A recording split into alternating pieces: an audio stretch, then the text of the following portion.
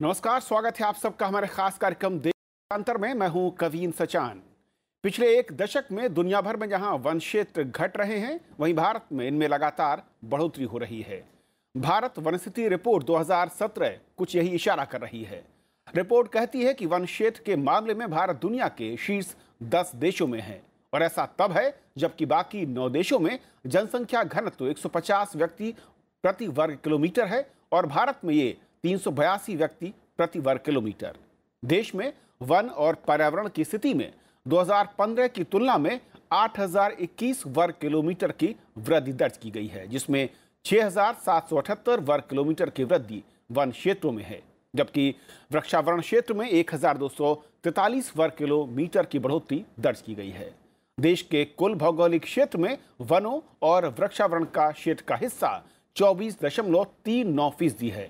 इसमें सबसे उत्साहजनक संकेत घने वनों का बढ़ना है। आज अपने कार्यक्रम के जरिए जानेंगे कि दुनिया के बाकी देशों के मुकाबले हमारे देश में वनों के बढ़ने की रफ्तार कितनी तेज है, इसके पीछे के कारण क्या हैं, और 33% वन का जो एक फॉर्मूला है उस तक पहुंचने के लिए हमारा आगे का रास्ता कितना आसान या कितना मुश्किल दिखता है, और हमें क्या कुछ करने की जरूरत है। हमारे साथ आज 5 बेहद खास मेहमान हैं। हमारे साथ सिद्धांत दास हैं, महानिदेशक वन विभाग, भारत सरकार। स्वागत है आपका। प्रोफेसर CK वार्ष्णेय हमारे साथ हैं, पर्यावरणविद, आपका भी स्वागत है। चेतन चौहान हमारे साथ हैं, राष्ट्रीय मामलों के उपसंपादक, हिंदुस्तान टाइम्स से। चेतन जी स्वागत है। हमारे साथ अजय कुमार भट्टाचार्य हैं, head national green highway mission से, भोपाल से जुड़ रहे हैं, आपका भी स्वागत है। और शैबल दास गुप्ता हमारे साथ है, महानिदेशक भारतीय वन सर्वेक्षण, जिन्होंने ये रिपोर्ट पेश की है, आपका भी स्वागत है। शुरुआत शैबल दास गुप्ता साहब आपसे ही। ये जो रिपोर्ट है काफ़ी पॉजिटिव दिख रही है, काफ़ी उत्साहवर्धक और उम्मीदों से भरी हुई दिखती है। करीब 1% की बढ़ोतरी 2015 के मुकाबले अगर हम ग्रीन एरिया को देखें। ये बढ़ोतरी नए जिलों को जो शामिल किया गया है, क्योंकि पिछली बार जो आंकड़ा है करीब 589 जिले थे, इस बार 633 जिलों में है। जिले बढ़े हैं इसलिए 1% की बढ़ोतरी है, या इसके पीछे कुछ और कारण? नहीं, जिले बढ़े हैं इसलिए नहीं है। जो 579 जिले हम पहले करते थे 2001 से 2015 तक 589 डिस्ट्रिक्ट्स के ऊपर ही हम करते थे। इस बार हमें सर्वे ऑफ इंडिया से नए जो जिले हैं उसकी डिजिटल लेयर्स मिले हैं 633। तो 633 डिस्ट्रिक्ट ऊपर हमने फॉरेस्ट कवर का आंकलन सैटेलाइट इमेजरी के जरिए हम करते हैं, और उसके ऊपर हमने आंकलन किया। लेकिन 633 डिस्ट्रिक्ट जो बड़े हैं वो पुराना डिस्ट्रिक्ट कट के हुआ है, ऐसा नहीं है नया कोई लैंडमार्क जुड़ गया। तो जो पुराना डिस्ट्रिक्ट में अगर डिस्ट्रिक्ट X ले ले, जिसमें 100 स्क्वायर किलोमीटर मान लीजिए जंगल हो, उस डिस्ट्रिक्ट को दो में डिवाइड कर दिया, 50-50 हो गया, या 60-40 हो गया, या 30-70 हो गया। तो ऐसा नहीं है जो जिला बढ़ने से वृद्धि हुई है। ओवरऑल डेवलपमेंटल एक्टिविटीज़ जो भारत सरकार और राज्य सरकार की है, जिसके तहत काफ़ी एफोरेस्टेशन के प्रोग्राम हुए हैं, उसी सिलसिले में ये वृद्धि हुई है। एक और सवाल मेरा आपसे, इसके बाद मैं इस चर्चा को आगे बढ़ाऊं। वन क्षेत्र में बढ़ोतरी इसमें काफ़ी ज़्यादा दिख रही है। जिस तरीके के आंकड़े हैं, 6778 वर्ग किलोमीटर की वृद्धि है, जिसमें 1243 वर्ग किलोमीटर जो है वो ग्रीन एरिया, यानी कि गैर वन क्षेत्र का जो एरिया है। ये कहा यह जाता है पॉजिटिव कि वन क्षेत्र बढ़ रहे हैं, ये ज़्यादा बड़ा एक पॉजिटिव पॉइंट है अदर देन दूसरे इलाके से। मैं आपको थोड़ा सा इसको क्लैरिफिकेशन करना चाहता हूँ। जो फॉरेस्ट कवर है हमारा, फॉरेस्ट कवर हम ये मानते हैं कि जो भी क्षेत्र है irrespective of land use 1 hectare के ऊपर हो और 10% जो घनत्व है उसके ऊपर हो, वो हमारा फॉरेस्ट कवर है। तो उसमें कुछ क्षेत्र जंगल मतलब जो रिजर्व रिकॉर्डेड फॉरेस्ट है उससे भी बाहर होगा। और जो ट्री कवर हमने जो बताया है, इसमें ट्री कवर वो क्षेत्र है जो 1 हेक्टेयर के नीचे हो। आप जैसे आप कहीं भी चलते हैं, आप गांव में चले जाएंगे, हर गांव में विलेज वुडलॉट्स होते हैं। गांव के पीछे जो थोड़ा सा पॉन्ड होता है उसमें भी पेड़ होते हैं। हम रेलवे लाइन के किनारे पेड़ देखते हैं, सड़क के किनारे पेड़ देखते हैं, सिंगल लाइन में होते हैं। वो बहुत कम हेक्टेयर में है, 1 हेक्टेयर नीचे। उसके भी आकलन हम हाई रेजोल्यूशन डेटा के साथ करते हैं और फील्ड सर्वे करते हैं। उस क्षेत्र जो है 1 हेक्टेयर के नीचे, उसमें 1243 स्क्वायर किलोमीटर वृद्धि हुई है। वार्ष्णेय साहब, आपकी नज़र में, क्योंकि आप पर्यावरणविद हैं और समझते हैं चीज़ों को, कैसे आप देखते हैं इस रिपोर्ट को? कितनी सुखद, और फ्यूचर के लिहाज से देखें जो हम एक 33% के आंकड़े के करीब पहुंचना चाहते हैं और एक सपना है, उसकी तरफ ये रफ्तार कितनी तेज या कितनी धीमी नजर आती है फिलहाल? देखिए, जहाँ तक कि इस रिपोर्ट का सवाल है तो आंकड़े बहुत उत्साहजनक हैं और ये जो एक बढ़ोतरी हुई है इससे हम सबको बहुत उत्साह ये है। लेकिन सवाल ये है कि क्या हम ये स्पीड आगे के सालों में मेंटेन कर सकते हैं, क्योंकि इसके जो कारण हैं वो कई ऐसे हैं जिसकी वजह से इस स्पीड को आगे बढ़ाने में हमको बहुत मेहनत करनी पड़ेगी और बहुत कोशिश करनी पड़ेगी। सबसे बड़ा कारण तो एक ये है कि जो क्लाइमेट चेंज की जो हमारे ऊपर समस्या आ रही है और जिस तरीके से बारिश का मिजाज बदल रहा है, ख़ास तौर से उत्तर पूर्व में अगर आप देखें जहाँ के बिल्कुल जंगल नहीं बढ़ पाए हैं, उसमें से एक बड़ा कारण ये भी है कि सर्दियों में जो वहाँ बारिश होती थी उसके अंदर बहुत कमी हुई है, जिस वजह से वहाँ पर जो हमारी कैश क्रॉप्स हैं उनके अंदर भी बहुत कमी आई है और उसके साथ साथ वनस्पति के ऊपर भी इसका बहुत बड़ा असर पड़ा है। तो ये एक ऐसी समस्या है जिसके बारे में हमें बहुत चिंता करनी है। दूसरी एक बात और भी है कि ये जो बढ़त हुई है ये तो बहुत अच्छा है, बहुत सुखद है और सोचने में भी बहुत ठीक लगता है, लेकिन इसके अंदर हमें ये सोचना पड़ेगा कि जो घने जंगल हैं उनकी मात्रा अभी भी बहुत कम है और उसको बढ़ाना बहुत आवश्यक है, क्योंकि जंगल के जो पूरे हमें फ़ायदे हैं वो जब ही मिल सकते हैं जबकि वनस्पति का घनत्व ज़्यादा होगा। और ये जो क्षेत्र हैं जिनको कि हम कहते हैं कि 1 स्क्वायर किलोमीटर से कम हैं या और शहर के जो और इलाके हैं जो आ जाते हैं, और इस तरीके से जो हमारे पेड़ों की जो फसलें होती हैं जैसे रबर प्लांटेशंस हैं और प्लांटेशंस हैं, कॉफ़ी प्लांटेशंस हैं, उनको भी इसके अंदर अगर ले लिया जाएगा तो उनके अंदर वो न तो क्षमता है और न उनके अंदर जो बायोडाइवर्सिटी सर्विसेज और फॉरेस्ट सर्विसेज हमें मिलती हैं न वो पूरी मिल पाती हैं। तो इसलिए हमें ये सोचना पड़ेगा कि ये जो हरित क्षेत्र बढ़ा है ये तो बड़ा अच्छा है, लेकिन अब हमें इसकी कंपोजिशन के बारे में चिंता करनी है। कंपोजिशन के बारे में बिल्कुल। सिद्धांत दास साहब, पहला सवाल तो ये है कि जिस तरीके से हम बढ़े हैं और सभी इसकी सराहना करेंगे, करनी चाहिए, 1% के करीब करीब हम बढ़ोतरी है, लेकिन इस रफ्तार को बढ़ाना और जलवायु परिवर्तन के बड़े खतरे हम देखते हैं। अनइवन बारिश हो रही, कहीं पर ज़्यादा बारिश है और नॉर्थ ईस्ट जो एक चिंता की बात है इस रिपोर्ट में, वो उस नॉर्थ ईस्ट के इलाके में है। क्या आपको लगता है और किस तरीके की योजना या स्टेप आप देखते हैं? ठीक है, आप ये जो कहें वार्ष्णेय साहब बहुत सही बताए हैं। ये जो हमारा ये आगे का क्या स्टेप्स हैं इसको देखना है। हमारा अगर जंगल देखा जाए, इस रिपोर्ट में आप देखेंगे कार्बन स्टॉक। पहले हम जंगल को ये ना मान के चलें कि ये पेड़ों का समार है। जंगल का मतलब है पेड़ उसका एक पार्ट है। उसके अगर कार्बन स्टॉक देखा जाए, जो सबसे डेंस फॉरेस्ट होते हैं, 65% से ज़्यादा जो कार्बन उसके सॉइल में रहता है, ग्राउंड फ्लोरा में। पेड़ में 35% करीब रहता है। जबकि अब वुड लॉट जो है, सर ने जैसे कहा, तो वुड लॉट में सिर्फ हम पेड़ की बात करते हैं। तो हमारा जब जंगल को बढ़ाना है तो उसका घनत्व बढ़ाना सबसे इम्पोर्टेंट है। तो हमारा 2 चीज़ इसलिए है जो भारत सरकार अभी हमारे पॉलिसी डिसीजन इसमें कर रही है, कैसे उसको क्वालिटेटिव इम्प्रूवमेंट किया जाए, दूसरा है क्वांटिटेटिव इम्प्रूवमेंट। क्वालिटेटिव इम्प्रूवमेंट का मतलब है कि हमारा जो 3 कैटेगरी का जो फॉरेस्ट है, एक जो है आपका वेरी डेंस फॉरेस्ट, दूसरा मीडियम डेंस फॉरेस्ट, तीसरा है ओपन फॉरेस्ट। जो वेरी डेंस फॉरेस्ट है वो 70% उसका जो घनत्व रहता है, जो क्राउन कवर, और 40 से 70 के बीच में रहे तो मीडियम डेंस होता है, और 10 से 40 रहे तो उसको हम ओपन फॉरेस्ट मानते हैं, और 10% नीचे हम फॉरेस्ट मानते ही नहीं है। तो अगर हम मीडियम डेंस फॉरेस्ट को अगर डेंस फॉरेस्ट में कन्वर्ट करें या ओपन फॉरेस्ट को मीडियम डेंस में कन्वर्ट करें, तो ये जो है ये क्वालिटेटिव इम्प्रूवमेंट ऑफ फॉरेस्ट होगा। इसमें भले ही एरिया ना बढ़े पर कार्बन का स्टॉक बहुत बढ़ जाएगा। इसलिए हमारा पहला ये मतलब है कि हम जैसे कैचमेंट एरिया ट्रीटमेंट प्लान करें। जो हमारा जितने हमारे नदी हैं वो सब जंगल से ही निकलते हैं। अगर हम उसमें कैचमेंट एरिया ट्रीटमेंट प्लान करेंगे तो क्या होगा, उसके जो है सॉइल कंजर्वेशन हो जाएगा, आपका रीजनरेशन बढ़ जाएगा, फॉरेस्ट फायर कम हो जाएंगे। इससे क्या होगा, जो कार्बन स्टॉक जो ज़मीन है वो बहुत बढ़ जाएगा और ओवरऑल फॉरेस्ट का डेंसिटी बढ़ जाएगा। ये हो गया क्वालिटेटिव इम्प्रूवमेंट। दूसरा है जो हमारा नेशनल फॉरेस्ट पॉलिसी में टारगेट है, 33% जंगल रहना चाहिए स्टेट राज्य भारत देश में, और इसमें सिर्फ हमारा 24.39 हुआ है।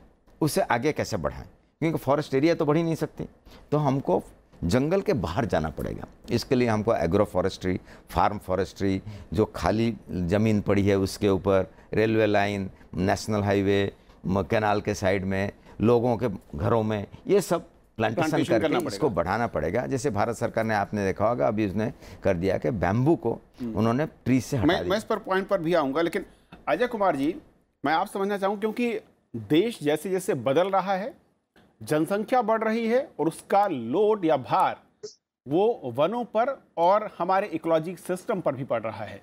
हमें डेवलपमेंट के नाम पर नई बस्तियां, नए शहर, रेलवे लाइन, सड़कें और हाईवे, सबसे बड़ी संख्या हाईवेज की है, और आप नेशनल ग्रीन हाईवे मिशन के हेड हैं। कैसे इस चुनौती को आप निपटेंगे कि विकास भी दौड़ता रहे, चलता रहे, और साथ में ये जो वनों का क्षेत्र है या जो हरित पट्टी जिसकी हम बात कर रहे हैं, इसका भी परसेंटेज बढ़ता रहे, कम ना हो?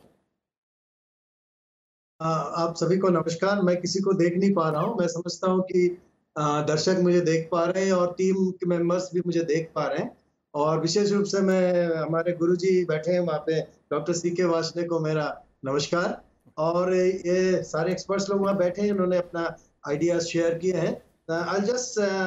मैं कुछ बिंदुओं पर त्वरित रूप से चिन्हांकित करना चाहूंगा। अभी आपने कुल मुद्दा जो है ये 33% की बात कर रहे हैं हम, तो जब हम 33% की बात कर रहे हैं तो ये विषय वैसे बहुत कॉम्प्लेक्स है, दर्शकों के लिए थोड़ा सिंप्लीफाई करने की कोशिश करूंगा मैं। फॉरेस्ट एरिया और फॉरेस्ट कवर, ये दो चीजें हैं। फॉरेस्ट एरिया मतलब ये हुआ कि कोई भी ऐसा लैंड जो कि वैधानिक दृष्टिकोण से, लीगल दृष्टिकोण से उसको फॉरेस्ट डिक्लेयर किया गया, तो फॉरेस्ट लैंड हो गया, फॉरेस्ट एरिया हो गया। और फॉरेस्ट कवर मतलब फॉरेस्ट एरिया अंडर वेजिटेशन। तो आपका अगर आज की तारीख में 24% अगर फॉरेस्ट एरिया है और 13% फॉरेस्ट कवर है, तो आप समझ सकते हैं कि 13 से अगर फॉरेस्ट कवर हमारा मैक्सिमम 24% ही हो सकता है। तो अगर हम फॉरेस्ट कवर को 33% करना है तो निश्चित रूप से हमें जंगल से बाहर आना पड़ेगा, जैसा कि डॉक्टर सिद्धांत दास जी ने बताया, तो हमें बाहर आना पड़ेगा। इससे जुड़ा हुआ एक मुद्दा यह है कि आपने भी उसको चिन्हांकित किया है कि जो हमारे बायोटिक प्रेशर है, लाइव स्टॉक का प्रेशर है, और दूसरी तरफ जो हमारी डेवलपमेंटल एक्टिविटीज है, डेवलपमेंटल प्रोजेक्ट्स हैं, इनके लिए डाइवर्शन और डिग्रेडेशन, ये दोनों जो है बिल्कुल इंडिस्पेंसिबल है, ये अवश्यंभावी है। तो इस तरह ये डिग्रेडेशन हमारा ये एक पार्ट में चलता रहेगा। तो इसके लिए जो है हमें ये देखना है कि ऑल्टरनेटिव्स क्या है। कुछ ऑल्टरनेटिव्स हमारे डीजी साहब ने जो है चिन्हांकित किया है कि जो है, एक तो मुझे लगता है डेंसिफिकेशन बहुत इंपॉर्टेंट है। जहां जंगल जो है जैसे डेंस से ओपन हो गया, तो डेंसिफिकेशन जो है पूरे उसके लिए है। दूसरा जो है इन्होंने कहा कि जहां ट्रीज आउटसाइड फॉरेस्ट, और I call it forest outside forest, तो इसको मुझे लगता है कि एक पीपल्स मूवमेंट के रूप में आएगा। जंगल फॉरेस्ट डिपार्टमेंट पूरी कोशिश कर रहा है, और मैं समझता हूं कि कोई भी फॉरेस्ट डिपार्टमेंट या गवर्नमेंट डिपार्टमेंट, ये एक सिर्फ गवर्नमेंट डिपार्टमेंट के बस का है नहीं, और वो नहीं कर पाएगा। It has to be a people's movement. एक जो है ये वाकई न सिर्फ सेंटर बल्कि स्टेट और सोसाइटी और एक इंडिविजुअल के लिहाज से अगर मैं कहूं कि हम सब की जिम्मेदारी है। लेकिन सवाल ये कि इस जिम्मेदारी के साथ जो विकास की रथ को दौड़ाने की बात है और मूलभूत ज़रूरतों को आम आदमी तक पहुंचाने की बात है, उसके लिए सड़कें ज़रूरी हैं, और सड़कें बनाने के लिए उन्हीं इलाकों से गुजरना होगा जहां पर वन क्षेत्र हैं या हमारे हरे भरे पेड़ होते हैं और बड़े मात्रा में कटाई भी होती है, हमने देखा है। इससे कैसे बचा जा रहा है, और इससे बचने के सब्स्टिट्यूट जो दूसरे प्लान हैं वो कैसे इंप्लीमेंट होंगे? बिल्कुल बिल्कुल, धन्यवाद। आप उसी पे बिंदु पे आ रहा हूं मैं कि जो सड़कों, जो हमारे हाईवेज है, स्पेशली हम जो है ministry of road transport highways ने जो है ग्रीन हाईवेज पॉलिसी 2015 में उसका प्रमोलगेशन हुआ है, और हमारे मंत्री जी की काफी चिंता है जो हमारे पेड़ कट रहे हैं।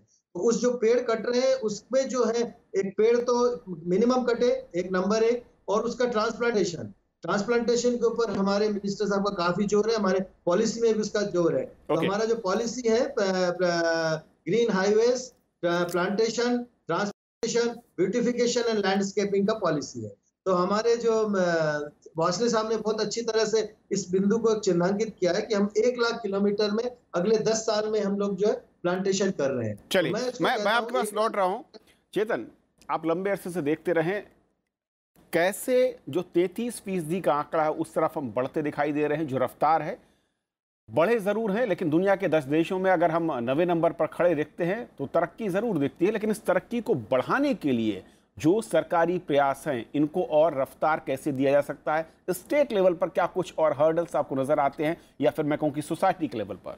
इसमें मेरा मानना है कि अगर आपको बढ़ाना है, जो कम्युनिटीज़ हैं, फॉरेस्ट कम्युनिटीज़, उनका पार्टिसिपेशन आपको इम्प्रूव करना पड़ेगा।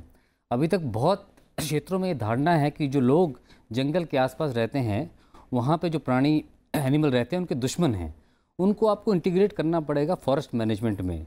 फॉरेस्ट डिपार्टमेंट बहुत स्टेट गवर्नमेंट्स में किया भी गया है, जब जॉइंट फॉरेस्ट मैनेजमेंट कमेटीज़ बनी हैं, उस पर आपको जोर देना पड़ेगा, पार्टिसिपेशन करना पड़ेगा। और फॉरेस्ट के थ्रू जो लोग उसके आसपास रहते हैं उनका लाइवलीहुड कैसे इंप्रूव हो सकता है, उस तरह के इंटीग्रेशन करने से मेरी धारणा है कि आप फॉरेस्ट कवर इंप्रूव कर सकते हो। क्योंकि फॉरेस्ट डिपार्टमेंट अकेला नहीं कर सकता जब तक कम्युनिटी पार्टिसिपेशन ना हो, और कम्युनिटी वही है जो वहाँ पे लोग सदियों से रहते आ रहे हैं, उसके आसपास रह रहे हैं, तो उसको एज ए एनिमी ट्रीट नहीं करना चाहिए फॉरेस्ट डिपार्टमेंट को। दूसरा है कि फॉरेस्ट राइट एक्ट, उसका इम्प्लीमेंटेशन बहुत ज़रूरी है और मॉनिटरिंग बहुत ज़रूरी है। तो पार्टिसिपेशन लोगों का फॉरेस्ट राइट एक्ट के थ्रू हो सकता है। पर ये इसमें एक जो मुझे समस्या का लगता है कि जहाँ पे जो स्टेट्स में बहुत ज़्यादा जंगल है, जैसे छत्तीसगढ़, झारखंड, इन स्टेट्स में बहुत ज़्यादा इम्प्रूवमेंट नज़र नहीं आया है। हाँ, जहाँ पे इम्प्रूवमेंट नज़र आया है कर्नाटका में, आंध्र प्रदेश में या केरला में, हाँ वहाँ पे वेस्टर्न घाट एरियाज़ में काफ़ी इम्प्रूवमेंट नज़र आया है। वो वैसे भी रिस्ट्रिक्टेड एरिया है, उसमें अब बहुत ज़्यादा कटाई हुई नहीं है। उसके अलावा मुझे एक लगता है कि जहाँ पे मॉडरेट फॉरेस्ट है, ओपन फॉरेस्ट है, वो एक कंसर्न का एरिया है, क्योंकि उसमें इम्प्रूवमेंट बहुत ज़्यादा नज़र नहीं आई है। अगर आप ये वाला सर्वे ना देखें, इससे पहले भी देखें 2000 से, तो जो आपका ट्री कवर या टोटल कवर इम्प्रूव हुआ है, उसमें प्लांटेशन का बहुत बड़ा कंट्रीब्यूशन है। तो उससे ये नज़र आता है कि जो हमारी जंगलों की सेहत है वो बहुत ज़्यादा अच्छी नहीं है, क्योंकि dense forest mostly reserve forest है, उसमें पेड़ कटने की एबिलिटी बहुत कम है कि बहुत कम पेड़ कटेंगे। बल्कि जो ओपन फॉरेस्ट है, मॉडरेट फॉरेस्ट है, उसकी क्वालिटी जो है इम्प्रूव नहीं हुई है पिछले 10-15 सालों में। तो एक कंसर्न है, वो फॉरेस्ट डिपार्टमेंट इसको कैसे करेगा। हाँ, मेरा मानना है कि community participation is the best way forward. सिद्धांत साहब, जिस तरीके से आंध्र, कर्नाटक, केरल, ओडिशा में यहाँ स्पीड बढ़ी है, लेकिन मिजोरम, नागालैंड, अरुणाचल, मैं कहूँ कि नॉर्थ स्टेट हैं, वहाँ पर कमी आने के वजह क्या दिखती है? क्या डेवलपमेंट जो स्कीम्स हैं वो हैं, नए हाईवेज बन रहे हैं, या फिर कुछ और है? या एग्रीकल्चर का सिस्टम बदला है, लोग ज़्यादा वहाँ पर खेती या उस तरीके के तौर तरीकों पर आए हैं, और जो बैम्बू जैसे नए जो इनिशिएटिव सरकार ने लिए हैं, जिसको घास की श्रेणी में रखा गया है, इससे तस्वीर कितनी बदलेगी? देखिए, ये जो घटा है आप कह रहे हैं जिस स्टेट्स में, नॉर्थ ईस्टर्न स्टेट्स में, उनमें से पहले से ही बहुत ज़्यादा फॉरेस्ट है, नेशनल एवरेज से कहीं ज़्यादा है। ये बेसिकली हिल स्टेट्स हैं जहाँ पहले से थे, पर उनका एक कल्चर था जो वन ऑफ द रीजन जो हम मानते हैं, जो झूम कल्टीवेशन। पहले क्या होता था, उनका जो झूम साइकिल लंबा होता था, एक जंगल को जो जलाते के जो खेती करते थे, बहुत सालों के बाद वहाँ फिर वापस आते थे। तो जो फॉरेस्ट में जो अपने आप सुधर जाना, अपने आप रिवाइव करने का चांसेस होता है। अब पॉपुलेशन बढ़ने से, लोगों का डिमांड बढ़ने से वो झूम साइकिल कम हो गया। तो जो जिस एरिया में एक बार झूमिंग करते हैं, फिर दोबारा वो रिवाइव करने से पहले पहुंच जाते हैं, तो फॉरेस्ट जो है वो रिवाइव करने का मौका नहीं मिल पाता है, तो वहाँ से कुछ परमानेंट लॉस हो जाते हैं। सो ये इसी वजह से वहाँ थोड़ा कम हुआ होगा। जबकि एज सच मैं ये मानता हूँ कि इन सब स्टेट में ऐसे ही फॉरेस्ट एरिया परसेंटेज वाइज काफ़ी अच्छे हैं, बट ये झूमिंग का एक है। दूसरा, आप जो कह रहे हैं, ये बहुत ज़्यादा प्रॉब्लम नहीं होगा, क्योंकि वो तो बहुत छोटा सा पोर्शन होता है, बट इसमें यह है क्योंकि लोगों का और नहीं रहता है, पूरा का पूरा जो कम्युनिटीज़ का उनका फॉरेस्ट के ऊपर डिपेंडेंस रहता है और इसी के ऊपर, तो इसी वजह से घटा होगा। क्योंकि बांस का जो इलाका, अगर मैं इसकी बात करता बैम्बू की, 2011 में जो आकलन है 1.569 करोड़ हेक्टेयर था, जो 17.3 लाख हेक्टेयर पहुंच चुका है 2017 की रिपोर्ट में। और अब जब सरकार ने उस प्रोविजन को हटाया है, यानी कि उसकी खेती बढ़ेगी, तो इससे कितना बदलाव आप देखते हैं? और इस तरह के और क्या इनिशिएटिव आपको लगता है कि जो उठाने की जरूरत है? देखिए, बांस का जो होएगा, बांस जंगल में होता है और लोगों के घरों में होता है, मगर बाहर फॉरेस्ट में। पर जो बांस जंगल में होता है वो लोग उसको नहीं उगाते हैं, वो एग्रीकल्चर नहीं करते, वो दूसरा स्पीसीज जो है उसको घर में उगाते हैं, मतलब अपने बैकयार्ड्स में। ये जो नया फैसला सरकार ने किया बांस को हटाने के, ये जो है जो लोगों के घरों में जो बांस होता है उसके लिए है। जंगल के बांस के लोगों का इतना यूज़ नहीं होता है, मतलब ट्रेड पर्पस के लिए।